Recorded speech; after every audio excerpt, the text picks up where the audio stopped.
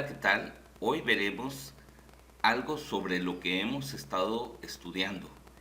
¿Qué aprendimos hasta hoy? Ese va a ser nuestro tema. ¿Y qué hemos aprendido hasta hoy? Hemos visto sobre los materiales que conforman las mamposterías, también sobre las estructuras a base de muros confinados específicamente, porque ese es nuestro tema principal. Y también hemos tocado el tema de la regularidad estructural, ¿se acuerdan? En la parte de los materiales que conforman las mamposterías, pues hemos visto algunos otros elementos que iremos desglosando en la siguiente diapositiva. ¿Me siguen? Como dijimos, sobre los materiales que conforman las mamposterías, pues tenemos los tabiques. En ellos vimos que un parámetro importante dentro de los tabiques, pues prácticamente era la capacidad de compresión de la pieza, la capacidad de la mampostería en sí, o sea, el grupo de piezas formando un muro, y la capacidad al corte o a la tensión diagonal de la pieza, que es B'M, y el módulo elástico de la mampostería. En la parte de concreto vimos la capacidad de compresión del concreto, el módulo elástico del concreto. Y del acero, la capacidad de tensión del acero, su módulo elástico del acero. Y también vimos algo más sobre los compuestos poliméricos que también se están utilizando como medida para reforzar a tensión los elementos que conforman los confinamientos de estos muros. Y también vimos algo de la capacidad de refuerzo polimérico, que era muy superior al acero, ¿verdad? En cuanto a la tensión, cuando menos, porque en otros parámetros parece ser que es mucho menor. También hemos visto sobre las estructuras a base de muros de mampostería, que en este caso hablamos sobre estructuras confinadas, de muros confinados, y en lo particular hablamos de que estas mamposterías están restringidas a través de dalas y de castillo, ¿verdad? Vimos que en el caso de las dalas existían las dalas de tipo rodapié, de coronación, que son las que se encuentran en la parte superior para recibir la losa, ¿verdad? Y las de rodapié, las que están en la parte inferior para desplantar el muro, prácticamente. También en este caso tenemos las de cerramiento que se encuentran en los vanos de puertas y ventanas, y que también vimos la separación que no debe ser mayor a 3 metros entre una dala y la otra. Las dimensiones, normalmente en los muros de 15, que es lo que trabajamos aquí en provincia, son de 15 por 20, pueden ser de 12 por 20, pueden ser de 12 por 15, etcétera, ¿verdad? Vimos esas dimensiones, los armados, normalmente constituidos por 4 varillas del número 3. Ahí difiere un tanto de lo que nos pide la norma de concreto, que dice que deben existir en el refuerzo para flexión 2 barras del número 4, del número 4, perdón, y en este caso hablamos de 4 barras del número 3 distribuidas en lecho inferior 2 y lecho superior 2, ¿verdad?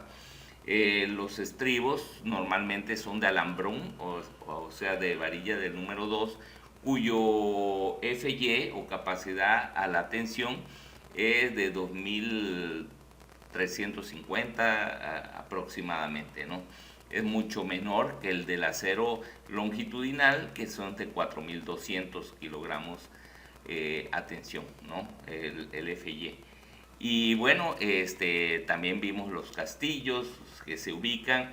En este caso, esos castillos se encuentran encerrando o confinando los muros aledaños a las ventanas o a los vanos de puerta, y que nos vimos también algunas fotogramas donde podemos notar la falta de estos, la ausencia de estos, que provoca o que puede hacer progresar el agrietamiento sobre los muros y colapsarlos, o bien detener la estructura cuando el muro falla, ¿no?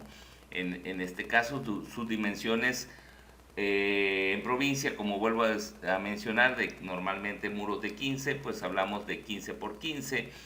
La mínima dimensión va a ser 15 en este caso, según la normativa.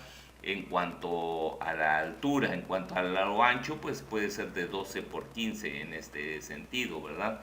Los armados igualmente que el caso de las dalas, son 4 barras del número 3, o sea 3 octavos de pulgada, y estribos de alambrón número 2, espaciados igualmente a cada 20, tanto para lo que son las dalas como para lo que son los castillos.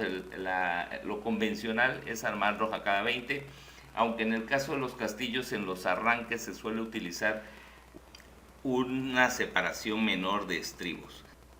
Finalmente hemos llegado a la parte de la regularidad estructural, y en esta hemos visto la importancia que tiene que las estructuras que se diseñen por el método simplificado mantengan esa regularidad estructural, ¿no? En cuanto a su importancia, porque se ha visto en el comportamiento durante los sismos de 1985 y 2017 que las estructuras que colapsaron son aquellas que no presentaban una regularidad adecuada, ¿no?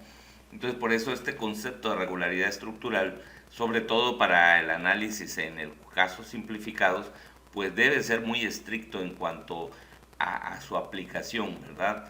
Si bien es cierto que el manual de CFE nos permite utilizar su metodología, en el caso de las normas técnicas de Ciudad de México, te exige que sea una estructura regular y por lo tanto tenemos que apegarnos a ello, ¿no? En cuanto a las condiciones, podemos dividirlas en dos partes: las condiciones sobre la regularidad. Una parte es la simetría y proporción y la otra parte es la discontinuidad y torsión, ¿verdad? En la parte de elementos de simetría, pues tenemos que las estructuras deben ser lo más simétricas posible en la parte horizontal, o sea, en planta. Las plantas deben ser lo más simétricas, que haya elementos resistentes de un lado como de otro. También deben tener simetría vertical, o sea, que todos los niveles superiores coincidan en cuanto a los muros, en las mismas ubicaciones que tenemos los muros en la parte inferior preferentemente, porque de otra manera pues corremos el riesgo de tener elementos de torsión adicionales, ¿verdad? La proporción de largo ancho, también de la altura ancho, es muy importante porque se han visto fallas por este tipo de cuestiones. Y discontinuidad en formas, que las formas ya lo habíamos mencionado, pues las formas a veces tienen entradas, salientes, y también tienen agujeros. Estos deben de tener ciertas limitaciones. Vimos también sobre la discontinuidad de cargas, en este caso que la carga que se encuentre en los pisos superiores no debe diferir mucho de lo que se encuentra en el piso inmediato inferior. De esa manera pues podemos tener cierto equilibrio y no tener un efecto tipo péndulo que amplifique el movimiento de la estructura en ese entrepiso, ¿verdad? La discontinuidad de capacidad, que tiene que ver más con la rigidez de la estructura en cada uno de los niveles, porque de otra manera se generan los pisos blandos. Debe de haber regularidad en cuanto a esa rigidez. Ya ven que cuando hay columnas en la parte del piso inferior y luego en la parte superior tenemos elementos muy rígidos como son los muros, pues lógicamente se generan desplazamientos mucho mayores generados por esos pisos que denominaremos blandos. Y la torsión es un punto importante para los dos métodos. Nos las restringe para poderlos utilizar. De alguna manera hemos visto casi todos estos puntos, aunque no hemos tal vez hecho el paso a paso, pues ya lo tenemos configurado. Bueno, entonces por último, el método simplificado que estamos viendo se aplica a estructuras del grupo B, de tipo 2, confinadas, regulares para las normas técnicas de Ciudad de México, o con poca irregularidad de acuerdo a CFE, si seguimos esos parámetros de CFE. Bueno, nos vemos en el siguiente video. Por favor, denle like y compartan.